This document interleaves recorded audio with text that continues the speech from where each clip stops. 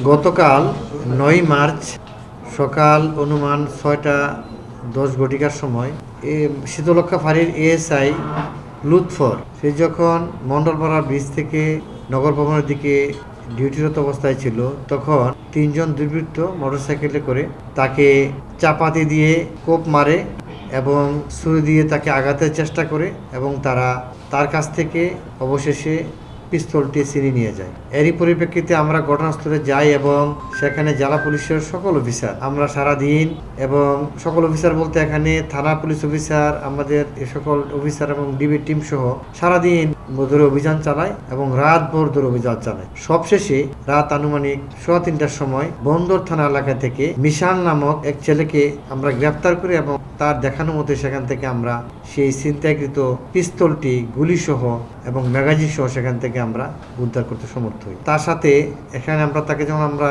Arrest করি, সেখানে আমরা সেই ছিনতাই করার সময় যে চাপাতি এবং চাকু ছিল এবং আরও অন্যান্য যে তার ব্যবহৃত অস্ত্র ছিল সেগুলো আমরা জব্দ করতে সমর্থ। মোট গ্রেপ্তার এই মামলায় একজনই গ্রেপ্তার আছে, যে ছিনতাই করেছে একজন আছে। যেহেতু আমরা আরও বিভিন্ন জায়গায় অভিযান করেছি, সেখানে আমরা সন্দিগ্ধ, সেখানে আরও কিছু চাপাতি পেয়েছি, সেখানে আরও 2 জন আছে, সেটা আমরা আলাদা মামলা হয়েছে তাদের বিরুদ্ধে। তবে আমরা যেটা আমাদের দস্যুতা হয়েছে, যে পিস্তলটি নিয়ে গেছে, ওই ঘটনায় 3 জনের মধ্যে আমরা একজনকে অ্যারেস্ট করেছি আর বাকি 2 জনকে আমরা অ্যারেস্টের অভিযান অবশ্যই চলছে এখন।